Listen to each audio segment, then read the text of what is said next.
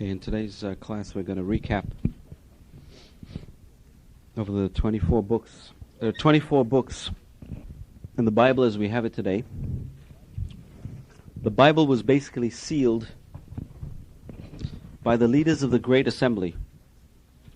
The Bible was basically sealed by the leaders of the Great Assembly about 200 BCE.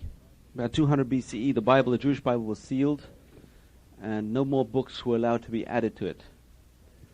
And that's why the book of the Maccabees is not part of the Bible. The book of Judith is not part of the Bible. It happened later. And no other books were allowed to be added to the Bible. So we have 24 books of the Bible on the left-hand side. The Bible obviously starts off with the 5 books of Moses, which were written by Moses till his death, and that's how the 5 books ends off. It starts off with the story of creation, ends off with a book of Deuteronomy, which talks about Moses' death. Those are the first 5 books. And those are normally referred to as the Torah. When we talk about the Torah, we're just talking about the first 5 books of Moses. That's normally referred to as the Torah. The other books were added later by the prophets. And we have over here, look on the left-hand side of your page, after the first 5, you see the book of prophets, which include Joshua, Judges, Samuel 1, Samuel 2, Kings 1, Kings 2. We have the major prophets, which we're going to talk about in our next series of lectures. Isaiah, who predicts different prophecies, including world peace. We have the United Nations, the wall outside, Isaiah wall, a utopia of the future. Jeremiah, who predicted the gloom and the doom of the first temple being destroyed. For that he was thrown into a pit, very similar to Joseph's story, thrown into jail and deprived of basic necessities until he was rescued. The prophet Ezekiel, who lived in the time of the first exile, he was in Babylon, taken away in Babylon, and he had this beautiful prophecy of the revival of the Jewish people. He had the prophecy of seeing dead bones in a valley, and the dead bones rising and coming back to life, which prophesied the revival of the Jewish people as a people. He also had the prophecy of the Merkavah vision, which is the vision of the chariot of God, which is a deep Kabbalistic work, basically the ideas of meditation, which we discussed in our series on Kabbalah. So he was known for those 2 major prophecies. Then we have the 12 minor prophets. They were minor because their books are very small, not because of they themselves in their own right were minor.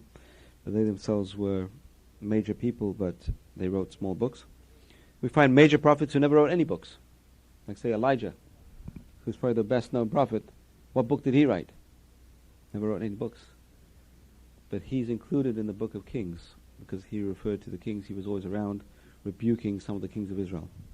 So Elijah is mentioned in the book of Kings. Elisha is mentioned in the book of Kings. Nathan Hanavi, who comes to King David and tells him off, is also mentioned in the book of Kings. All these minor prophets, they didn't even have any books, but they were major prophets without any books. And we have the minor prophets who are major prophets again with small books. The smallest book in the Bible is the book of Obadiah. Obadiah was the father of Jonah. He only has 1 chapter in his book. So you come along, you want to impress someone, just say, you know what, I read the whole book of Obadiah. Just don't tell them it's only 1 chapter. It's the shortest, one of the shortest haftarahs, one of the haftarot that we read in the shul on a Shabbat. And it's a whole book. You can say the whole book. We read that today for haftarah. It was very long. It was a whole book. It's just 1 chapter. He was the father of Jonah, and also a student of Elijah. These were students of Elijah. Obadiah and Jonah were students of Elijah. Micha, Nahum, Habakkuk, all these are minor prophets. Zephaniah, Haggai, Malachi. Malachi, some people say, was no other than Mordechai. And Malachi was the last prophet. After Malachi, prophecy stopped. There was no more prophecy. So he was the last prophet. As I mentioned, some people say he was Mordechai. He was part of the leaders of the Great Assembly, which we have to discuss in the coming series. We're going to discuss how Judaism changed radically. Most people don't know this, but the Judaism we have today is not the same Judaism Moses had when he was around. If Moses would come back today, he'd say, what's going on over here? What are they talking about? What are all these laws the rabbis made? What's going on over here? You come to a synagogue and say, what's a synagogue? Because they never had synagogue in those days, which we have to discuss in our next series of the changes which were wrought for Judaism to adapt to exile, basically. The Torah is based on three things. It's based on the land. Israel was very, very important. Agriculture. A lot of the laws in the Bible are based on agriculture. All the laws of tithes and giving to the poor are based on agricultural produce, which we don't have today. All the laws of the temple. We don't have a temple today. So those are laws which, the sacrifices, we don't have them. So they had to substitute for those things in Judaism. How do they do that? So they invented new laws, which we have to discuss. Synagogue. The idea of a synagogue, or Bet Knesset, was invented in exile, the first exile. How do you get the Jews to survive in a diaspora, the first diaspora? They had to get a meeting place for the Jews, which is what Bet Knesset. Knesset means a meeting place, a house of meeting, more than a house of prayer. There are three functions for a synagogue. What are the three functions? Meeting, prayer, and learning. Right, very good. Beit Midrash, house of learning as well. So those are three functions for the house of prayer, house of learning, and just a house of gathering, which is what the Y today is, the secular equivalent of the synagogue. It's just one function which they took away from the synagogue. The synagogue used to be all three functions. In some synagogues, the 50s, they started building synagogues which had in them the gymnasium and the swimming pool and a synagogue in the same building. The EJBC, I think, was on that similar kind of concept. So the leaders of the Great Assembly, Malachi was one of the members. They're the ones who reinvented Judaism to apply to a diaspora, to apply to an exile. Zechariah. Then we have the Ketuvim, the writings. If you look in the bottom, towards the bottom of your list, on the left-hand side. The writings make up the third section of what's called the Tanakh. The Tanakh, if you look at the top left-hand side, the second line, Tanakh. Tanakh, T stands for Torah, which are 5 books of Moses. The N stands for Nevi'im, which is the book of the prophets. And the KH, Ch sound, which you don't have in English. The Ch sound stands for Ketuvim, which is the writings. What are the writings? The writings are various books which are more poetic and literary works. Works of wisdom, works of philosophy. Psalms, Proverbs, which is a philosophical work. Book of Job, according to the Talmud, there's different opinions. Did Job really exist or not? Was he Jewish? Was he not Jewish? According to the Midrash, Job was one of the advisors of Pharaoh. Pharaoh apparently had 3 advisors when he discussed the Jewish problem with his advisors. Who are his advisors? 3 advisors. Job. So he asked the advisors, what should I do? The Jews are just multiplying. What should I do with them? Job says, nothing. Kept quiet. Bilam, who is known as a bad guy, he was the advisor who said, let's kill him, let's get rid of them. And Moses' father-in-law, Yitro, was the 3rd advisor who says, leave them alone. And each one was rewarded according to what they said. So Job, that's one of the ideas of Job. The other idea of Job, the Talmud says, is Job never existed. Job is a purely philosophical work of why do the righteous suffer? That's the question. The major philosophical question is, why do the wicked prosper and why do the righteous suffer in this world? And this is the answer of the book of Job. What is the answer at the bottom of the book of Job? Basically, the book of Job, Job was a very, very wealthy man. He had everything a person could desire. Wealth, children, family, friends, everything a person could desire. But the Bible tells us in the book of Job, it says that Satan came to God and said, let's test Job. Job is only righteous because he has everything. If you take everything away from him, you see how he's going to rebel against you. God says, test him. Let's see. So he loses everything, loses children, loses wealth, he loses his health, and here he's on the bed, he's sick, totally sick, devoid of everything. And his wife tells him, curse God, curse the day you were born. He says, no, I won't. I'm not going to curse. So the bottom line of the story is, in other words, life is a test. Parts of life is a test. Why do the righteous suffer? Test. Why do the wicked prosper? Another test. It's all tests in order to see whether we have faith in God or not. So Job, when he gets, when he survives and he recoups all his losses and he passes his test, he asks God. He says, "Why do you do this to me?" And God gives him, the bottom line is, we can't understand. God says, "Do you know how I made the heavens? Do you know how I created everything? You don't even know the basic questions. How are you going to ask me this deep question?" So basically the answer is, why do the wicked prosper and why do the righteous suffer? The answer is, God says, you're not going to understand it, it's beyond you. And that's really the bottom line of the book of Job. It's a philosophical work based on this idea, this major question. But part of the idea is also it's a test. That's part of the message of the book. Yeah. So it's a metaphorical story. Obviously, you can see it. It says his children were revived and his belongings came back. Everything. It was like a dream. It was like a bad dream, just in order to test him, see what happens. Does a person deny their faith in times of trouble? We all go through this procedure, right? Sometimes we have off days. How does a person react in their off days? Job had a very bad day. Guy comes home, he says, I had a very bad day in the office, everything's going wrong. He starts screaming and shouting at this one and that one and that one, and then where's his faith? It's gone out the window. So that's a test we go through sometimes in life, and that's basically the bottom line of the story of Job.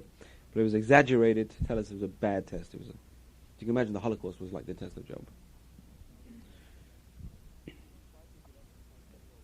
The 5 Megillot are the 5 scrolls, which include the following 5 we have over here. Song of Songs, which is a beautiful love story written by King Solomon. As the Talmud discusses, King Solomon wrote 3 major works. What are the 3 major works? Mishlei, Proverbs, Shir HaShirim, which is Song of Songs, and Kohelet, Ecclesiastes. 3 major works written by him. Those are parts of the scrolls.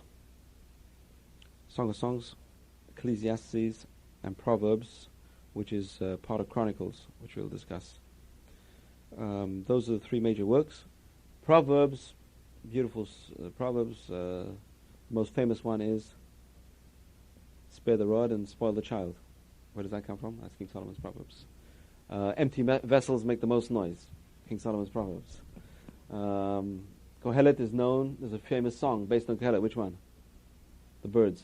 For everything there's a season, time. That's King Solomon.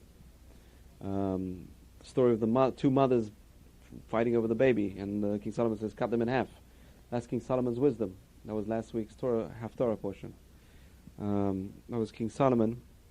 He wrote a book, Song of Songs, which is a love story between a shepherd and his beloved. This was one of the questions the Talmud discusses, is should they include it? Why was it included in the Bible? So the rabbi said, you know what, let's get rid of it. Let's restrict, let's censor the Bible. This story is too graphic. It's a really erotic love story of people. What's it doing in the Bible? It doesn't mention God in the story. What's going on over here? Till Rabbi Akiva stood up and he said, all the books of the Bible are holy. This book is the Holy of Holies. Why? It's a parable. It should not be taken literally, and it's a parable of the love between man and God. And that's what the Rambam says when he talks about loving God. He equates it to the love between man and woman. So it's only if you can love someone else can you start thinking about love of God, what love of God is. So a person cannot love anyone else. That's why it's not good to be single in Jewish law. The person has to know what love is all about to be able to love God. It's a very interesting idea. That's what Song of Songs is all about. The book of Ruth. Ruth was the great-grandmother of King David. She was a convert to Judaism from the tribe of Moab. And we learn the laws of conversion from this story, book of Ruth. Her mother-in-law is Naomi, and tries to push her off. Naomi says, go back to your people, and she says, no, wherever you go, I will go. She says, but go back. She says, wherever you sleep, I will sleep. Your people are my people, and your God is my God. From there we learn the laws of conversion. The convert must accept the different laws and rearrange their lives accordingly. So she was one of the major figures, a very righteous woman, and from her came the Davidic dynasty, and eventually the Messianic line comes from Ruth. It was the greatness of Ruth. And she has her own little book written by the prophet Samuel. That's what the Talmud tells us, is the prophet Samuel wrote books before him. It's the book of Judges, the book of Joshua, and the book of Samuel written by the prophet Samuel. Plus he wrote the book of Ruth. And then the later prophet Jeremiah wrote most of the books which came before him. Kings 1, Kings 2. Who was the author? Book Jeremiah. Prophet Jeremiah was one of the authors. He also wrote the book of Psalms. King David wrote the Psalms, but they weren't written down. Jeremiah came along and wrote them down for us. Some of the Psalms are not from King David. Not all the Psalms are from King David. Some of the Psalms, one of the Psalms is from Moses. Tefillah Moshe. One of the psalms is apparently, the Talmud tells from Adam, which one is Mor Shili Yom Shabbat, the song of the Sabbath. So Adam knew the concept of Sabbath already because God rested on the seventh day. He was already alive, and he sang that song. I mean, it's nice. Different psalms were from different people, but David, most of the psalms are from King David. You can see his psalms very clearly because usually they're either very poignant cries of help to God, because his life was miserable, he was always surrounded by enemies, or very beautiful praises to God. Two kinds of psalms of David. We mustn't forget, David was a musician. David, before he was known for anything else, was known to be a musician.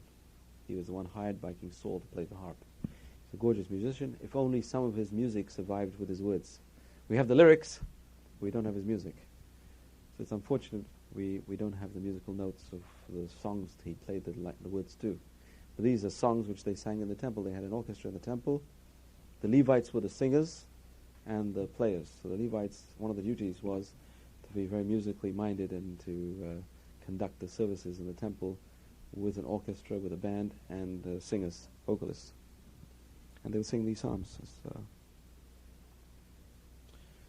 Okay, we have the Book of Lamentations, which was written by Jeremiah. When the first temple was destroyed, he wrote cries. It's terrible, very, very depressing work, where he talks about how they destroyed the temple, they took people captive. And we read this book on the saddest day of the Jewish calendar, which is the 9th of Av, Tisha B'Av.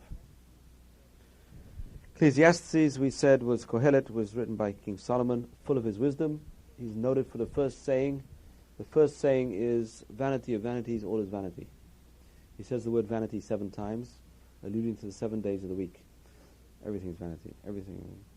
Everything under the sun. What does it mean? That means everything physical is vanity. We cannot take it with us. It's illusory.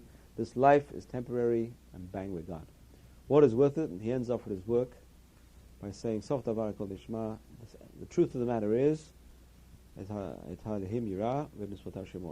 fear God and keep His commandments, for that is all what man is all about. The truth is, the only thing you can take with you, the only thing we can take with us is good deeds. That's the only thing. That's the bottom line is, this world is illusory. Nothing is of value physical. We can't take it with us. We have to do as many good deeds as we can. The rabbis discussed this book, and they said it was a very, very depressing book. And also they didn't want to include it in the Torah for that reason. It is a very depressing book. And then they just quoted the last line, and they said, no. The last line ends off on a good note, fear God and keep His commandments. Because He's telling us physical things are immaterial. We shouldn't concentrate on them. We shouldn't focus on them too much and get lost on the physical. We have to concentrate on the spiritual as well. And he knew. I mean, this guy was into the physical. He knew all about the physical. Esther, famous book we read on Purim, on the holiday of Purim, book of Esther. She was the total opposite of Ruth. Ruth converted to Judaism. Esther, unfortunately, had to go the other way. Esther had to go and marry Ahasuerus, a non-Jewish king. She was forced into it, but the redeeming factor was her son allowed the Jews to go back to Israel. So her son became king of Persia, biggest empire at that time, allowed the Jews to go back and rebuild the temple. Then we have Daniel. Daniel was an interesting character. Daniel was, it says, when Nebuchadnezzar first conquered Israel, the first thing he did was he removed the wise men. He was very smart. He says, without wise people, imagine those days, not everyone knew how to read, not everyone knew how to write, not everyone knew how to philosophy, everyone knew grammar, not everyone knew anything. So if you remove the wise people, the illiterates, what are they going to do? How are they going to rebel? Who's going to organize them?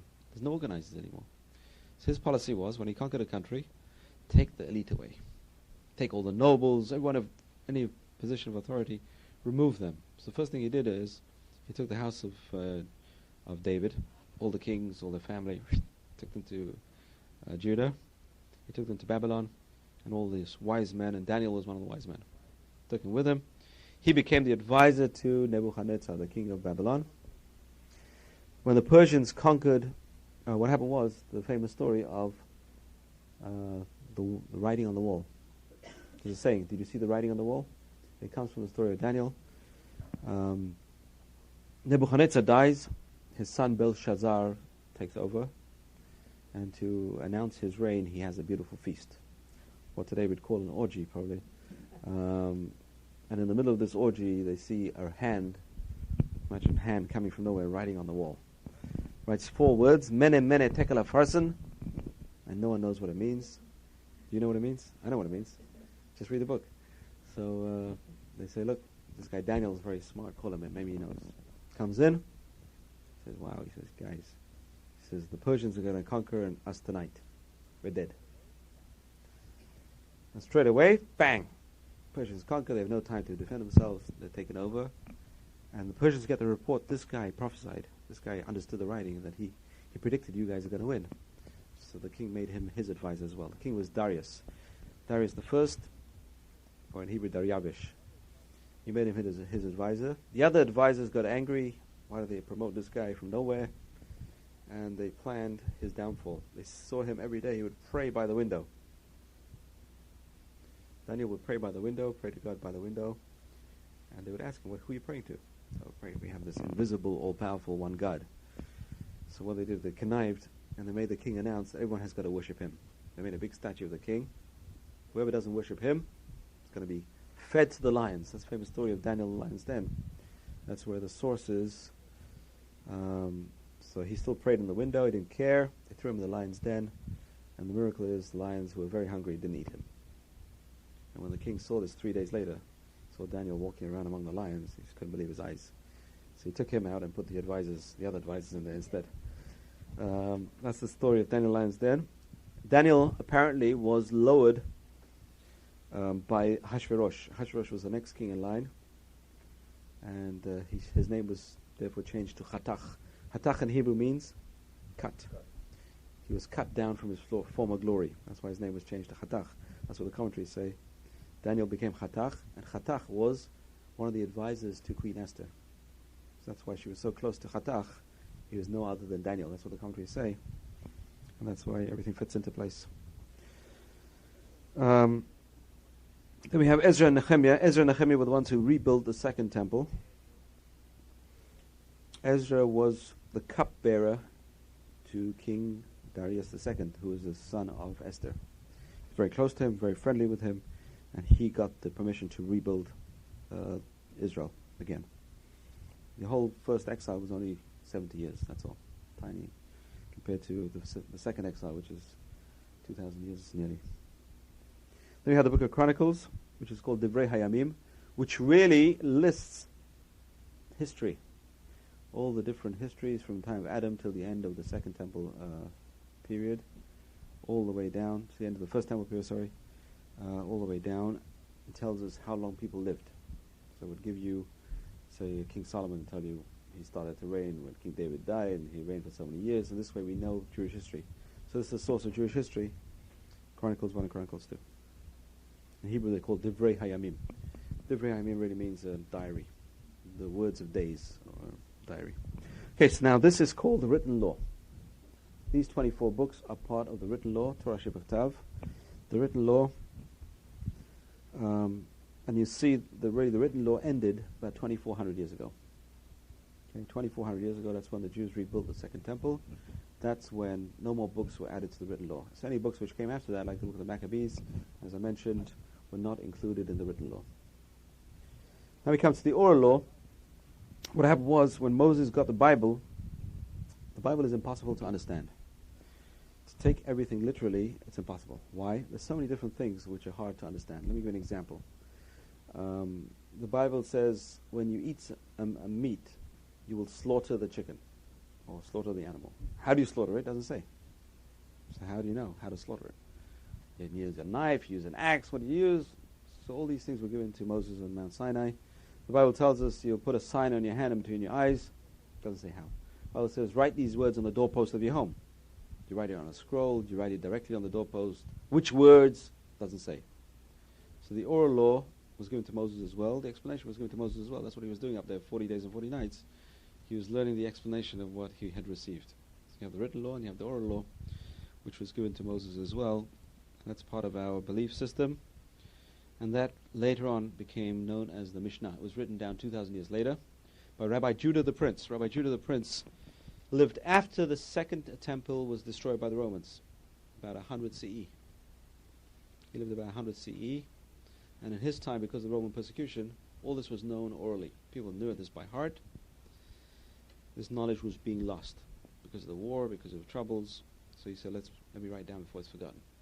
So because of him, we have the Mishnah, and thanks to him, the Torah survived. Without this, people would have forgotten the oral law completely. We find that through the ages, different groups of Jews arose who said, to hell with the oral law. We don't want to know the oral law. Why? Because the oral law, who explains the oral law? Rabbis. So if you want to learn the oral law, you've got to go through the rabbis. We don't want to go through the rabbis. Forget about the oral law, forget about the rabbis, we don't need them. Let's start our own ideas. So we'll go back to the Torah. So the Sadducees, time of the Maccabees. You had the Sadducees who came along, they were a priestly class. The rabbis were telling them off, you guys are, you're getting Hellenistic, you're getting involved with Greek culture. They said, you know what, we don't need you guys anymore. We don't need the rabbis anymore. We don't get involved with them. We're going to break away from the oral law, we're just going to keep the written law. We're going to keep what's written in the Bible. We don't need any explanations. So that's the Sadducees were the first ones who came along with this idea of breaking away from the oral law.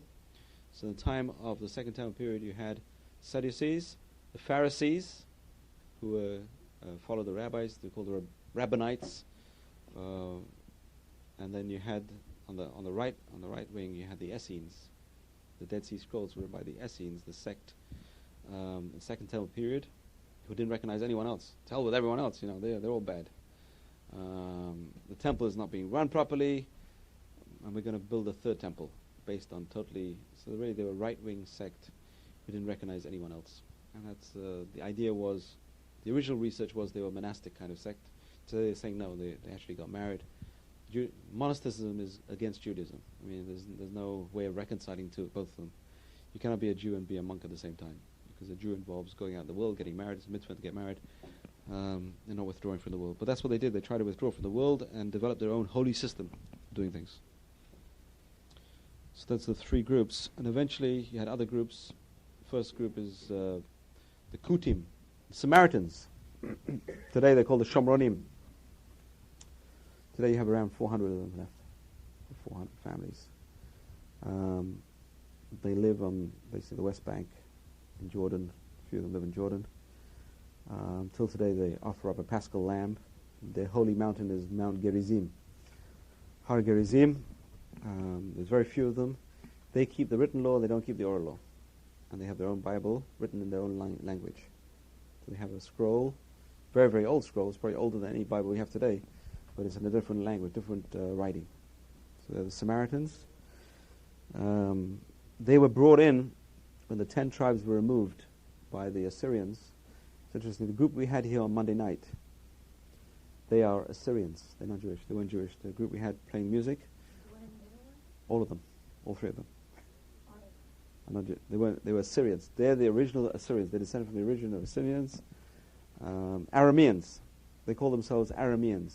Arameans is Abraham. Abraham went to Aram Naharaim. That's where the Assyrians, especially the one on the left, look like an Assyrian. You can see if you go and see the museums.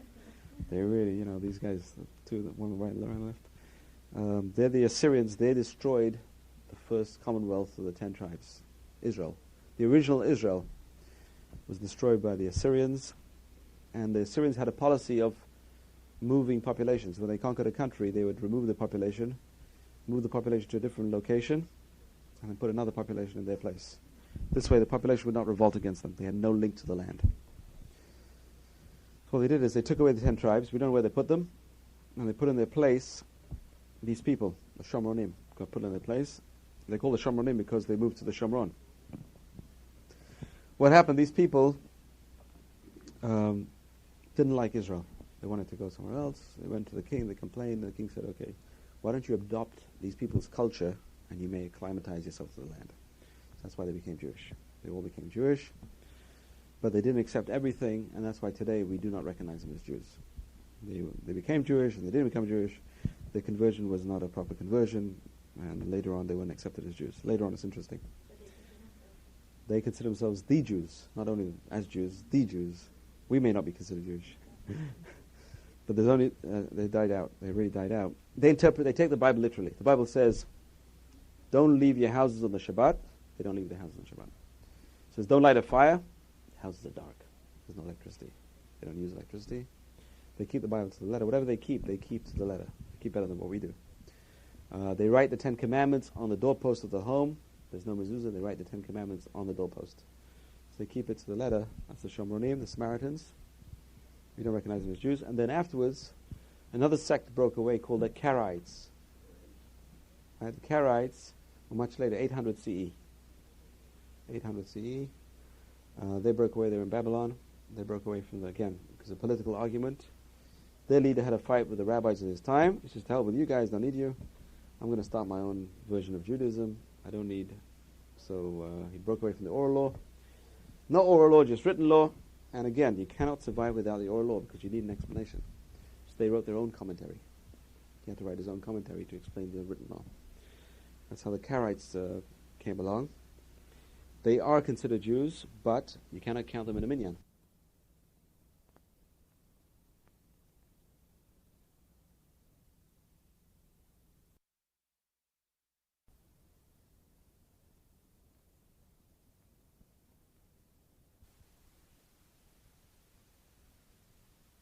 Why?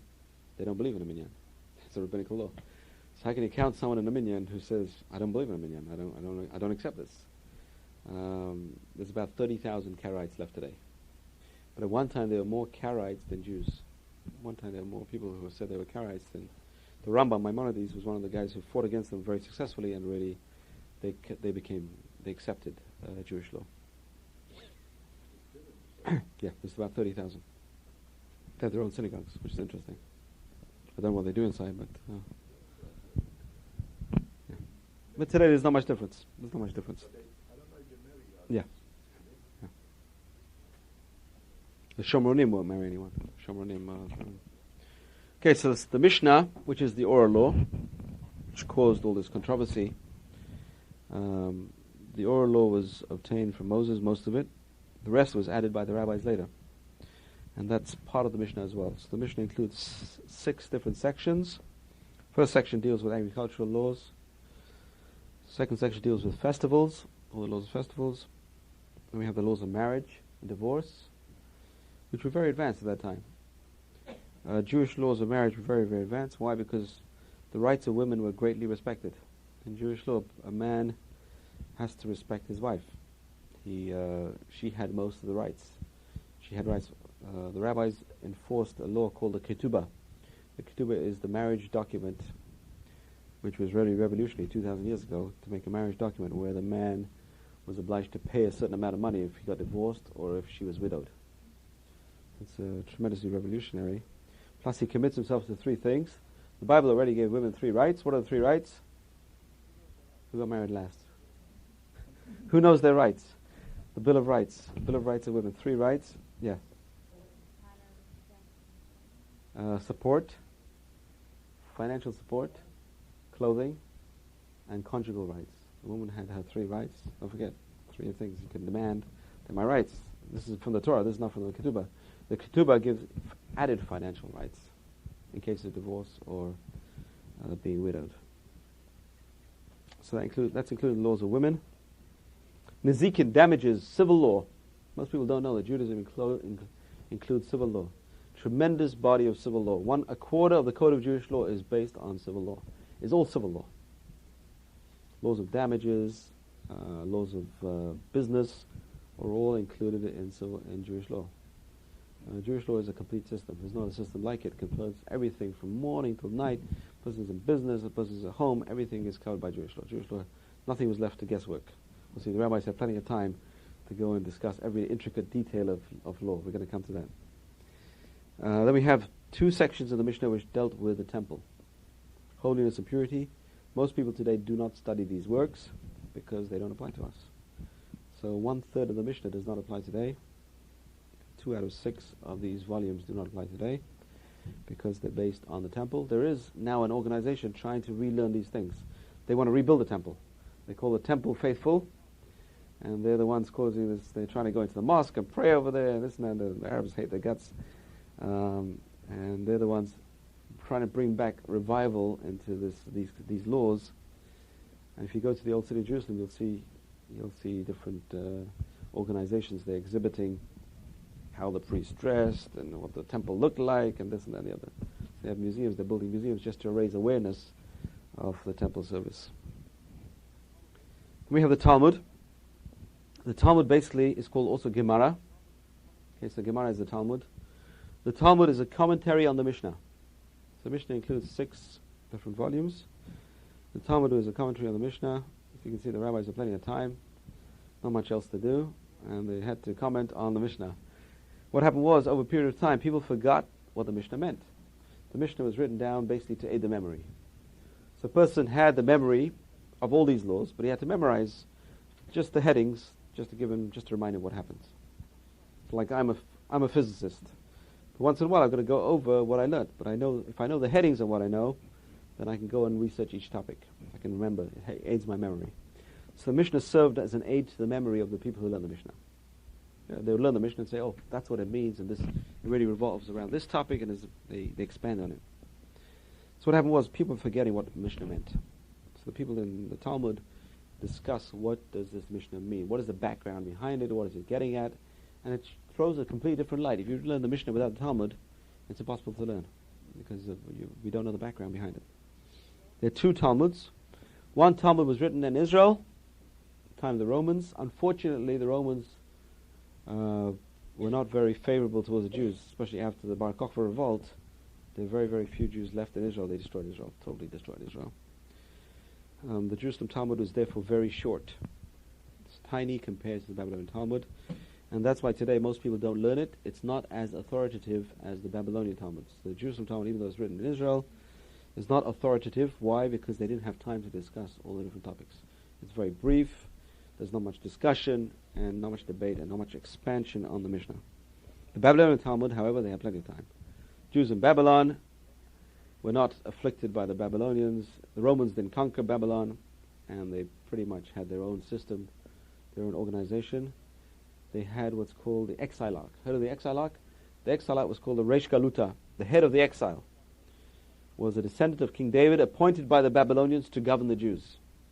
So as the Jews had their own system of government, as long as they paid their taxes, there was no problem. The head of the exile had to arrange the tax collection and pay it over to the king. The king gave them their own system, and they're pretty well off in the Babylon, and they had their own yeshivas. Yeshivot moved to Babylon, 2 major yeshivot, which were functioning till about 100 years ago. Interesting. Imagine. Yeshiva was functioning for nearly 2,000 years in Babylon, non-stop. This is the golden age of Jewry was really in Babylon, not in Spain. Even the Spanish Jews were descended from Babylon. We're going to discuss that next series. We have a series about Sephardim and Ashkenazim. Where did the 2 different customs come from? Probably they came from this break between Babylon and Jerusalem. The Ashkenazi Jews followed this one theory.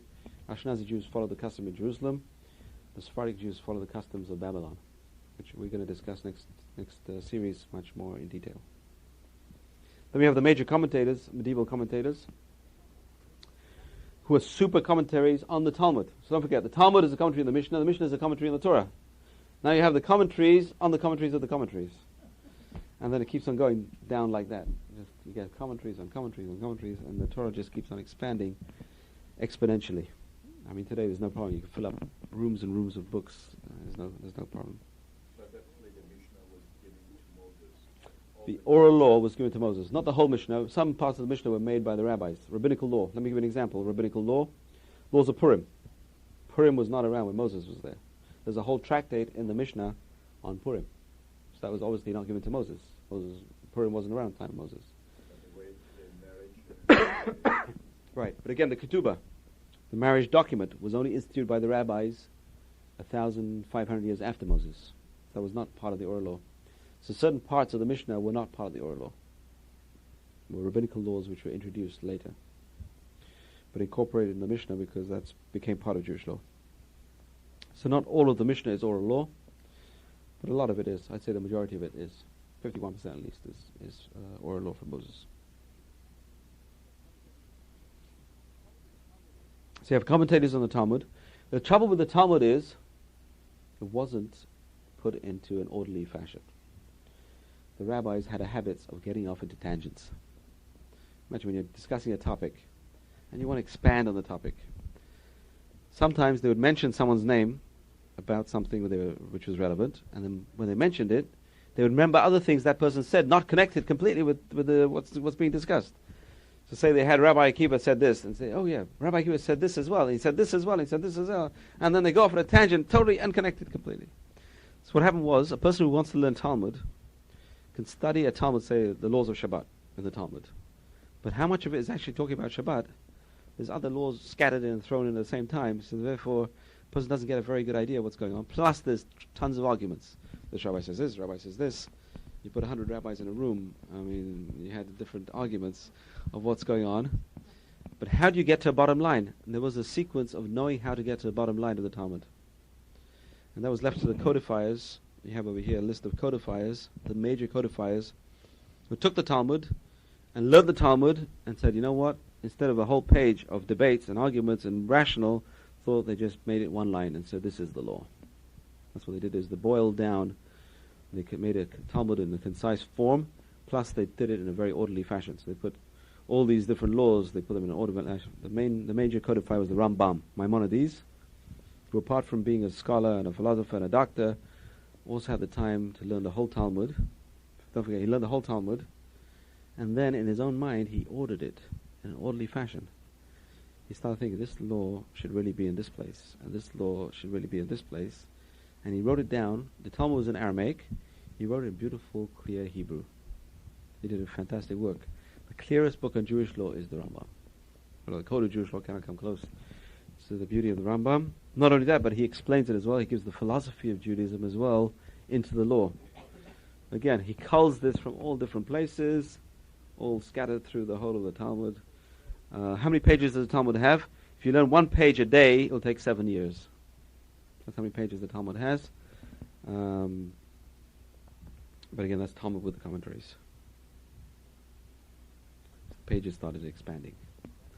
The Rambam's version, which is a codified version of the Talmud, basically. No, not the Rambam's version. The Talmud itself would take 7 years. The Rambam is much shorter. If you learn a chapter a day, I think Chabad have a system of learning a chapter a day. The Rebbe was very much into learning Rambam.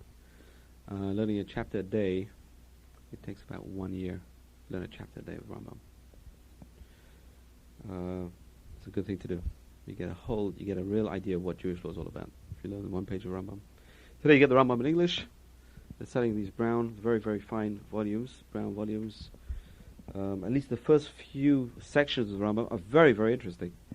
The first section is the Yesodei HaTorah, the foundations of the Torah, which gives you the basics of Jewish philosophy. Then he has a section called the Book of Knowledge, which is laws of hygiene, diet, thought, character building. Tremendous work. The Book of Knowledge, but everyone should have it in the house. Just a small little volume. Very, very beautiful reading, Book of Knowledge. You have the Smug and the Smak and the Tur. Let's talk a bit about the Smug. Interesting character, Rabbi Moshe Mekusi. Kusi was a place in France. His brother was a businessman, and he grabbed him one day and he took him on business to England. Unfortunately, in the English Channel, they met up with pirates, and they ended up being separated. We don't know what happened to the younger brother, but the older brother, who was the rabbi, ended up being sold to Arabs. It says he was living in Syria, he was sold to an Arab in Syria, and he was working the fields and this and that and the other. And the Arab's daughter fell in love with him, but he refused to marry her. Or she died out of love sickness, I don't know what happened. Eventually, somehow, he teams up with Richard Lionheart. Richard Lionheart was taken captive by the Arabs, by Saladin, and he ends up in the same jail with him. And he helps him and this and that and the other. Eventually, Richard Lionheart is victorious, and he takes him with him back to England. And then he rewards him by giving him a dukedom in France. So his own hometown, they hear rumors, there's a new duke appointed to our town. So they all line the streets, and here comes this guy riding on armor, on the horse, and here, when they take off the armor, sees the Rabbi Moshe Mekusi comes out under the armor. So that's one of the beautiful stories of a very strange story. He's brought down on the side of the Talmud. There's a commentary called Tosfot. Tosfot, and one of the people they quote over there is Hasar Mikusi, Omer. The Duke of Kusi says. That's how they refer to him instead of Rabbi Moshe. He lost his title, he became known as the Sar Mikusi. He wrote a book of Sefer Mitzvot. They codify. What they did is the earliest books of law, Jewish law, build them around the 613 commandments. The 613 commandments in Jewish law. So what they did is they took each commandment and they wrote the laws on each commandment. So how do you break Jewish law down? So that's one of the systems is around the commandments. There's one famous book which was written in the Middle Ages called the Book of Education. The author of the book is unknown. One of the famous Spanish authors. We don't know who he was even. He didn't put his name to it. He writes in his preface, he says, the youths have nothing to do on Shabbat. On the Sabbath they're out playing ball and this. So I'm writing this book for them called the Book of Education, which will hopefully enlighten them and give them some spark of desire to learn. So and what he does is he takes the commandments mentioned in each weekly portion. There's 54 weekly portions. That's why sometimes you have to double them up. And he writes the commandments dealing with each week. So it's a very nice book. You can get it today in English, called the Book of Knowledge, and go through each portion. We go some of the commandments in them. Then we come to the Shulchan Aruch, which today is the accepted code of Jewish law. What's interesting is it was written by a Sephardic rabbi who was exiled from Spain in 1492. So he lived in the 16th century, 1500s. Rabbi Joseph Caro, who moved to Turkey. From Turkey he moved to Bulgaria. From Bulgaria he moved to Israel and ended up in Sfat in Israel. The first aliyah of Jews back into Israel on a major way were the Sephardim from Spain. Spanish Jews moved to Israel. Unfortunately only 40 or 50,000 of them. Most of them ended up rebuilding Sfat, Tiberias and Jerusalem. 3 towns were re-inhabited in the 15th and 16th centuries. It's unfortunate that they didn't all choose to move back en masse. We could have had a state in the 15th century. It's amazing. If all the Jews from Spain would have moved to Israel, we would have had a state in Israel, 15th century. They had that bright idea. There was one rabbi who was promoting it, Ramban Nachmanides, but he lived 200 years earlier. He was one of the first. We discussed him, right? The disputation, the famous disputation. He was exiled by the king of Spain, and he ran away to Israel, and he was the first one who came along promoting the revival of the Jewish state. Well, he got thrown out, so he could write whatever he wanted afterwards. That's why he got thrown out. He wrote the book called The Disputation, on which the movie is made. I'm trying to get hold of that movie, by the way. If anyone knows where I can get hold of that movie, called The Disputation. It's Jewish Museum, they said they had it. So let's get it. We never heard from them. Oh. We'll have to contact them. Okay, please do. Disputation is a British documentary based on the book. They reenacted the whole. Very nice. London Opera Company. Was it? The Top picture actors. wasn't too good. That's why I didn't re-record.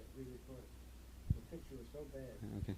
It was very good, the production, the company. The players Tremendous, were excellent. tremendous, tremendous. Okay. So the Code of Jewish Law is written by Rabbi Joseph Caro, who lived in Sfat. Now at the same time there was an Ashkenazi rabbi who was growing up in Poland, Krakow. His name was Rabbi Moshe Isserles. Rabbi Moshe Isserles was also writing a Code of Jewish Law. Same time. They're both writing codes of Jewish law. Fortunately for us, Rabbi Moshe Isserles realized the other Code of Jewish Law beat him out. He says, you know what, I'm not going to write my own. I'm going to write a commentary on his Code of Jewish Law. So what he did was, he took the Code of Jewish Law written by Rabbi Joseph Caro, which had in it mostly the Sephardic custom, and he put over there, whenever the Ashkenazi custom differed, he said, but our custom is this. So today what we have is a Code of Jewish Law for all Jews, Sephardim and Ashkenazim, in one book, with the variances in the customs. So we're fortunate that he had the humility to come along and say, you know what, I'm not going to write my own book. And they were in communication, and they deeply respected each other. You see if you read the letters between the two, tremendous amount of respect. They treat each other with honor and respect. It's beautiful. They wrote letters. It took 3 months, but they wrote letters. There was a system of transportation. Jews were everywhere, don't worry. Jews went here, Jews went there. Tzfat, there's a famous woman. What's her name? Garcia. What's her name? Come on. A famous woman who is a countess. She was recognized by the Ottoman Empire, and the Sultan gave her 2 towns, She bought 2 towns, he gave her 2 towns, Sfat and Tiberias. And she was the one who encouraged these Spanish Jews to go live there. She had the land. She said, "Oh, okay, I got the land over there, just go there." That's why they chose to live there. Garcia, very interesting woman. She was a Marano, and she ran away, and she came back, and okay. Donna Isabella, I think it was. Okay. There are 4 sections to the Code of Jewish Law. We have the Orach Chaim, which is the code of the daily and festival law. Yoredea, which deals with laws of kashrut, other laws which apply through the day. Even Haezer, which deal with laws of marriage and divorce. And then we have Choshen Mishpat, which deals with financial matters. So we have 4 sections. You can see the Mishnah, similar idea as a Mishnah. There's no debates, no arguments. It's just law. Dry Jewish law. That's why Jews make good lawyers, because they're used to law. Everything about Judaism is law. Law, law, law, law, law. It's very simple for a boy to go from yeshiva to law school. The way ahead of them, discussing law from youth. Then we have the latter poskim, the later authorities, who deal with modern day law. So laws which were not written in those days. A microwave oven on Shabbat. So the latter authorities will discuss these kind of laws. Laws through the state of Israel today, modern day laws. The army on the Sabbath, the laws of interest in business, how would you cope today, and that's all that discussed by the later poskim, they call the later authorities. Then we have the Midrash. There's 2 kinds of Midrash.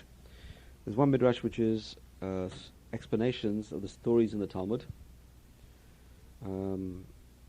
Basically the stories. The second kind of Midrash is the halachic Midrash. Laws which were left out of the Mishnah. They weren't thought to be as important or as